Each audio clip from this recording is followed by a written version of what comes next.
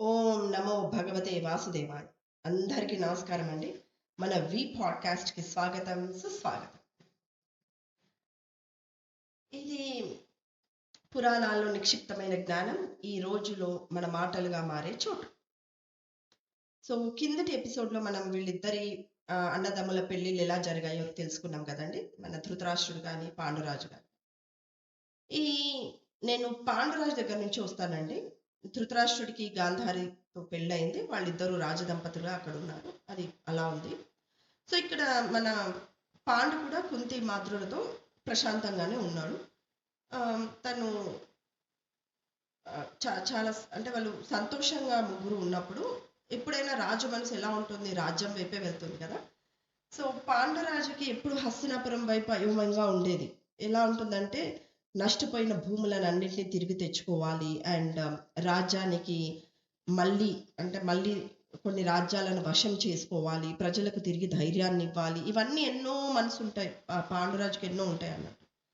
అలా తన ధనస్సును పట్టుకుని యుద్ధయాత్రకు బయలుదేరుతాడు. కొన్ని రోజుల తర్వాత ఒక్కో రాజును జయించి ఒక్కో దేశాన్ని తన శక్తితో వశం చేసుకుని అపారమైన ధన సంపదను హస్తినాపురానికి తీసుకువస్తాడు. సో రాజ్యం మళ్ళీ బలంగా నిలుస్తుంది అన్నట్టు. ప్రజల హృదయాల్లో పాండు ఒక మహావీరుడిగా వెలుగుతాడు. ఇంతలో హస్తినాపురంలో ధృతరాష్ట్రుడు ఏం చేస్తుంటాడంటే అశ్వమేధ యాగాలు చేస్తూ తన పౌరుషాన్ని బలపరుచుకుంటూ ప్రజల్ని పాలిస్తూ ఉంటాడు అక్కడ. పాండు ఏంటి అంటే ధైర్యవంతుడు, ధర్మపరుడు, శక్తిశాలి, అలా అందరూ అతను స్తుతిస్తూ ఉంటారు. ఇలా అవుతూ ఉంటుంది. ఒక రోజు ఏంటంటే పాండురాజు అడవిలో వేటకు వెళ్తాడు. అక్కడ ఒక కృష్ణ జింకలను చూస్తాడండి. అంటే జింకల్లో ఒక వెరైటీ వాటిని కృష్ణ జింకలు అంటాము. ఆ జంట జింకల్ని చూస్తాడు. అప్పుడు అతను ఏంటంటే బాణం సంధించి జింక రూపంలో ఉన్న వాటికి బాణం వదులుతాడు. వేటకు వెళ్తాడు కాబట్టి జింక అనుకుని బాణం వదిలేస్తాడు. కాకపోతే జింక రూపంలో ఉంది ఎవరే ఉంటే తను ఒక మహర్షి. తన పేరు కిందమ మహర్షి. సో ఆ కిందమ మహర్షి ఆయన భార్య మానవ రూపానికి మారిపోతారు. వాళ్ళిద్దరూ యాక్చువల్గా కృష్ణ జింకలు ఎవరంటే ఆ మహర్షి భార్య. ఇతను బాణం ఎక్కువ పెట్టి జింకను కొడుతున్నాను అనుకుంటాడు. కాకపోతే అక్కడ మహర్షికి తాకుతుంది. సో అతను మహర్షిని గాయపరుస్తాడు అన్నట్టు. దాంతో పాండురాజు భయంతో వణికిపోతాడు. అయ్యో మహర్షి తెలియక చేశాను, ప్లీజ్ క్షమించండి అని చెప్పి అడుగుతాడు అన్నట్టు. కానీ అలా గాయంతో నేలపై పడ్డ మహర్షి ప్రశాంతంగా అంటాడు, పాండు, పవిత్రమైన సమయంలో అంటే నేను నా భార్యతో ఉన్నప్పుడు నువ్వు నన్ను చంపావు. దీనివల్ల నువ్వు ఇలా నన్ను చంపావు కాబట్టి ఇప్పటి నుంచి నువ్వు ఎప్పుడైనా ఏ స్త్రీ పైన ఆకర్షణ కలిగితే అదే క్షణం నీకు మరణం అని అంటాడు. అంటే ఎవరైనా ఎవరి వైపునైనా వెళితే, ఎవరి అమ్మాయి వైపు వెళ్తే నువ్వు అదే క్షణం నువ్వు మరణిస్తావని చెప్తారు. నీకు సంతానం కలగదు సాధారణ మార్గంలో అని చెప్పేస్తాడు. అని శాపం ఇచ్చేసి మహర్షి ప్రాణాలు విడిచిపోతాడు. పాండురాజు ఇంకా చాలా బాధపడి ఇప్పుడు అతని జీవితం, అతని భార్యల జీవితం మొత్తం మారిపోయింది కదా. సంతానం అనే ఆశ అనేది అలా దూరం అయిపోయింది అన్నట్టు నీడలా. ఇంకా యుద్ధాల్లో సంవత్సరాలు గడిచిన తర్వాత పాండు జీవితం గురించి ఆలోచిస్తుంటాడు. ఇంత రాజ్యం, ఇంత శక్తి ఉన్నా మనసుకు శాంతి లేకపోతే ఉపయోగం ఏమిటి అని బాధపడతాడు. ఎందుకంటే పిల్లలు పుట్టరు, తన స్త్రీ దగ్గరికి వెళ్ళలేడు. అలా ఒక రోజు ఒక అమోఘమైన నిర్ణయం తీసుకుంటాడు. రాజ్యాన్ని విడిచి రాజ్యభారాన్ని మంత్రులకు, తన అన్న ఉంటాడు కదండి ధృతరాష్ట్రుడు, తనకు అప్పచెప్పేసి హిమాలయాలకు వెళ్దామని చెప్పి నిర్ణయించుకుంటారు. కుంతి మాద్రులు కూడా పాండుతోటే వెళ్ళాలని నిర్ణయించుకుంటారు వాళ్ళు కూడా. అలా పాండురాజు రాజ్యాన్ని వదిలేసి వెళ్ళిపోతాడు. ఇంకా హస్తినాపురంలో ధృతరాష్ట్రుడు, భీష్ముడు, విదురుడు అన్నీ కలిసి రాజ్యాన్ని నిర్వహిస్తుంటారు. సో అరణ్యంలో పాండురాజు ఏం చేస్తాడంటే కుంతి మాద్రులతో కలిసి హిమాలయపు అరణ్యాల్లో ఒక అందమైన ఆశ్రమాన్ని ఏర్పాటు చేసుకుంటారండి వాళ్ళు. పుష్పవనాలు, జలపాతాలు, లైక్ వాటర్ ఫాల్స్ అంటారు కదా అవి, తర్వాత గాలిలో అలా పాటలు పాడే పక్షులు అందంగా ఉంటాయి. పక్షుల కిలకిల రావాలి ఎర్లీ మార్నింగ్. సో అలాంటి వాతావరణంలో సంతోషంగా ఉంటుంటారు వాళ్ళు. కానీ పాండు హృదయంలో మాత్రం ఎప్పుడు శాపం ఇచ్చిన బాధ పోదు. ఎందుకంటే ఇంకా వంశం ఎలా ముందుకు పోతుంది, నాకు సంతానం ఎలా వస్తుంది అని అలా రోజులు గడుపుతూ ఉంటాడు. కుంతి మాద్రులు మాత్రం ప్రేమతో ఆయనకు ధైర్యం ఇస్తూ ఉంటారు. అడవిలో జీవితం సాదాసీదాగా ఎంతో పరస్పరానుభూతితో సాగుతూ ఉంటుంది. అలా ఒక సాయంత్రము సూర్యాస్తమయపు బంగారు వెలుగు నదిపై ప్రతిబింబిస్తుంటే, అంటే అలా ఈవినింగ్ సన్ రైజెస్ పడతాయి చూడండి వాటర్ మీద.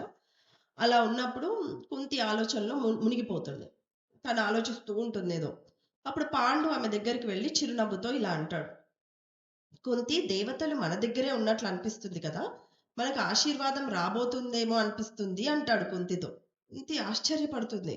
కానీ శాపం ఉంది కదా మీకు అని అలా తడబాటుగా అంటుంది. అప్పుడు పాండు ఆమె చేతిని పట్టుకుని ఇలా అంటాడు. విధి ఎప్పుడు మనం అనుకున్నట్టే ఉండదు కదా దేవి! ఏదో జరుగుతుంది. నాకెందుకో గట్టి నమ్మకం ఉంది. నాకు పిల్లలు పుడతారని చెప్పేసి అని అంటాడు.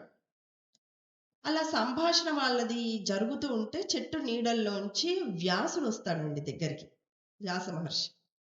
తను వెండి వంటి, అంటే తన జుత్తు అలా జడల్లా ఉంటుంది కదా సాధువులది. అలా సింహం లాంటి ప్రశాంతత అలా ఉంటుంది తనకి.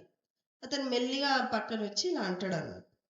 దేవతల చిత్తం నెరవేర్చడానికి నేను వచ్చాను. చిత్తం అంటే వాళ్ళ ఇష్టం నెరవేర్చడానికి నేను వచ్చాను అని చెప్తాడు. అప్పుడు పాండురాజు నమస్కరించి, మహర్షి మీరు ఎవరు అని అడుగుతాడు. వ్యాసుడు చిరునవ్వుతో ఇలా అంటాడు. నేనే వ్యాసుణ్ణి. దేవతలు మీ వేదన విన్నారు, అంటే మీ బాధ విన్నారు. కుంతి, నీకు ఒక వరం ఉంది. నువ్వు ఏ దేవుడిని పిలిచినా వారు నీకు పుత్ర సంతానాన్ని ప్రసాదిస్తారు.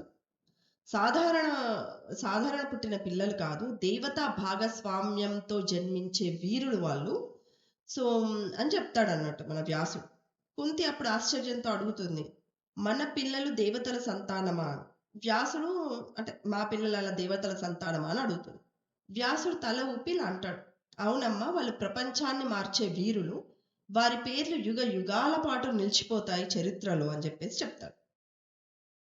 ఆ దివ్య క్షణమే మనం పాండవుల ఆరంభం అని అనుకోవచ్చు. ఆ రాత్రి అడవిలోని నిశ్శబ్దం, నదిపై మెరిసే చంద్రకాంతి అండ్ వ్యాస మహర్షి చెప్పిన మాటలు ఇవన్నీ కలిసిపోయి ఒక మహత్తర ఆరంభానికి సంకేతం అయ్యాయి. సో అలా వ్యాసుడు చెప్పేసి వెళ్ళిపోతాడు. ఇంకా కుంతి ఆలోచిస్తూ ఉండిపోతుంది. ఎందుకంటే మీకు గుర్తుందా, నేను చెప్పాను కుంతికి ఒక వరము దుర్వాసుడు ఇస్తాడు. తన మంత్రంని ప్రయోగించి ఎవరిని కోరుకుంటే వాళ్ళు వచ్చి తనకు పుత్రుని ఇస్తారని. సో ఆ మంత్రం మనసులో ఉంది కాబట్టి వ్యాసుడు వచ్చి ఆ మాట అంటాడు. దేవతల నిర్ణయం ప్రకారము ఇలా అవ్వచ్చు అని చెప్పేసి. సో అలా ఈ పాండురాజు, కుంతి, మాద్రులు వీళ్ళు పాండవుల దివ్య గాథకు మొదటి అధ్యాయం అని చెప్పొచ్చు మనము. ఇంకా ఇదే మన ఈ రోజు కథ అండి. తర్వాత ఎపిసోడ్లో మనం ఇంకా లోతుగా వెళ్దాం. ఇంతవరకు వి పాడ్కాస్ట్ విన్నందుకు ధన్యవాదాలు. ఈ పురాతన కథలు మీ జీవన ప్రయాణానికి వెలుగునివ్వాలని మనస్ఫూర్తిగా కోరుకుంటున్నాను. మీకు నచ్చితే please like, share and subscribe చేయండి. మీ అభిప్రాయాలు, మీ మాటలు కింద కామెంట్స్లో పెట్టండి. మీ ఉత్సాహమే ఈ నిత్య కథలకు శాశ్వత శక్తి. ఇది మన పాడ్కాస్ట్, వి పాడ్కాస్ట్, పురాణాల స్వరం, ఈ కాలపు చెవులకు చేరే చోటు. ఓం నమ శివాయ.